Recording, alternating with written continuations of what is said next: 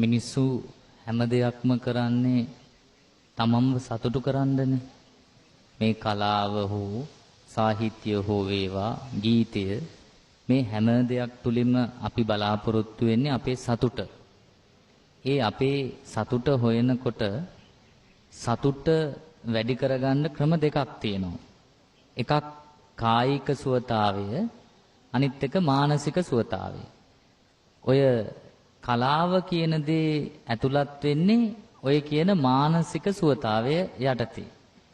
මොකද කොච්චර කායික සුවතාවයෙන් යුක්ත පුජ්‍යලයක් වුණත් ඔහු තුල අපේක්ෂා කරන තරමට මානසික සුවයක් නැත්තම් ඔහුට සතුටින් ජීවත් වෙන්න පුළුවන්කමකුත් නැහැ. ඔහුගේ ජීවිතය බලාපොරොත්තු වෙන විදිහේ ප්‍රතිඵලදායක ජීවිතයක් ගත කරන්න පුළුවන්කමකුත් නැහැ. අන්න ඒකෙදි තමයි මේ සාහිත්‍ය, මේ ජන ගීතය, මේ කලාව, මේ ඌව වෙල්ලස්ස කියන මේ සම්ප්‍රදායම් බැඳිලා තියෙන්නේ. දැන් ඕකට ඔය කියන කලාවට ඇතුළත් වෙන්න මම පුංචි පාඩමක් කියලා දෙන්නම්.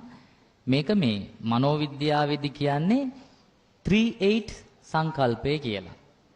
ඒකෙදි මතක් කරනවා මනෝවිද්‍යාඥයින් දවසේ පැය 24ක් තියෙනවා.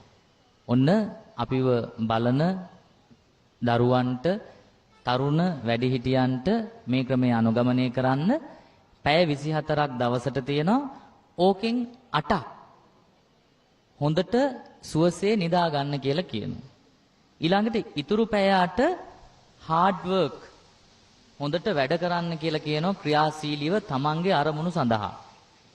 ඉතිරි පැය 8 කොටස් 9කට බෙදන්න කියනවා. ඔන්න ඕකේ ඇතුලේ තමයි අර මම කතා කරන ජන විඥාණය, සංස්කෘතිය, රසවින්දනය, රසාඥතාවය ගැබ්බෙලා තියෙන්නේ. ඒ කොටස් 9න් පළවෙනි කොටස් 3ට කියනවා 3F සංකල්පය කියලා. ඒකේ තියෙන්නේ family, friends, faith.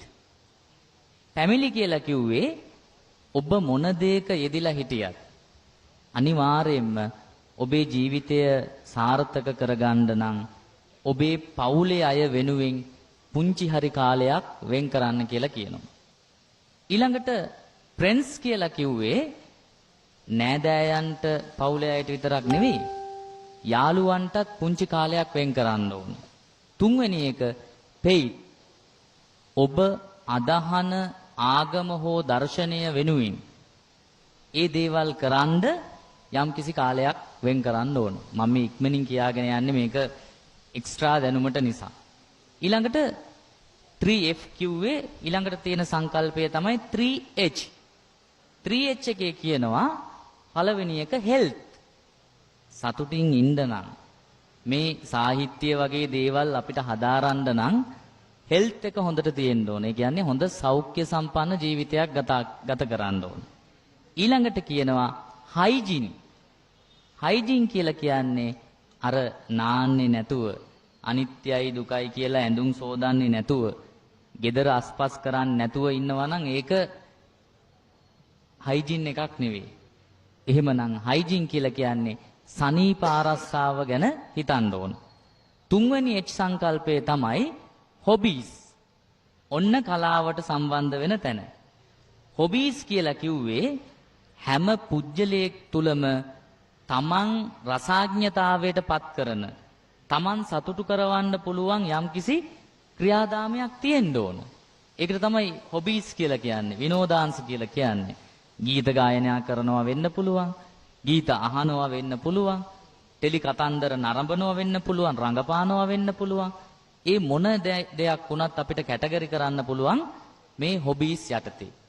ඊළඟට තුන්වෙනි සංකල්පය තමයි 3S කියලා කියන්නේ. ඒකෙදි කියනවා soul.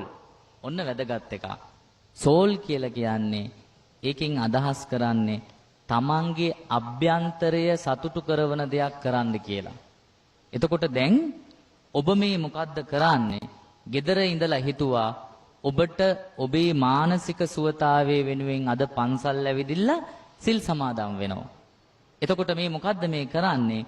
soul එහෙම නැත්නම් තමන්ගේ ආත්මය සුවපත් කරන එක. ඊළඟට ඔය 3S සංකල්පයේ දෙවෙනි සංකල්පය තමයි සේවිස්. සේවිස් කියලා කියන්නේ අනිවාර්යයෙන්ම තමන්ගේ ජීවිතේ කොතනක හරි දෙයක් සමාජයට කරන්න ඕන. දැන් මේ වසන්ත මහත්තයලා වගේ අය මේ දුර කතර ගෙවාගෙන ඇවිදිලා මේ මොකද්ද මේ කරන්නේ? සමාජය වෙනුවෙන් තමන් දන්න දේ sannivedanaya කරනවා. එතකොට මතක තියාගන්න ඔන්න 3F සංකල්පයේ අවසන් සංකල්පයේ වෙන 3S එකේ දෙවෙනි එක තමයි සේවිස්. එහෙම නැත්නම් තමන්ගෙන් දෙයක් සමාජයට කරන්න. තුන්වෙනි එක තමයි වැදගත්ම දේ, ඒ තමයි ස්මයිල්. මොකක් හරි දෙයක් කරලා ඒ ගැන ආපස්සට හිතලා බලලා සතුටු වෙන්න පුළුවන් නම්, කරන වෙලාවෙදිත් ඒක සතුටින් වින්දනය කරන්න පුළුවන් නම්, පස්සෙදිත් ඒ ගැන හිතලා තමාව සතුටටපත් කරන්න පුළුවන් නම් අන්න ඒක කරන්න කියනවා. ඉතින් මම මේ කැටි කරලා පෙන්වුවේ මනෝවිද්‍යාව තුලින් මේ සාහිත්‍ය, කලාව, එතනින් ගියපුවාම ගීතය, රසාඥතාවය කියලා මේ හැම දෙයක් තුලම තියෙන අන්තර්ගතය.